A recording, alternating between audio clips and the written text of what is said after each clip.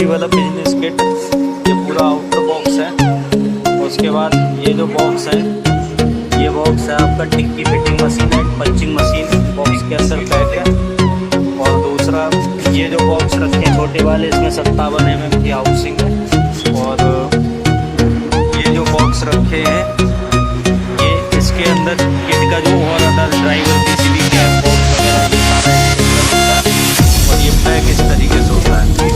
इसमें एक टिक्की fitting machine का डब्बा, एक पंचिंग मशीन का, जैसे एक हो गया पंचिंग मशीन का डब्बा, एक ये हाउसिंग का डब्बा, ये दोनों डब्बे डाल दिए। और एक बचा हुआ ये आइटम भी इसके अंदर पड़ेगा।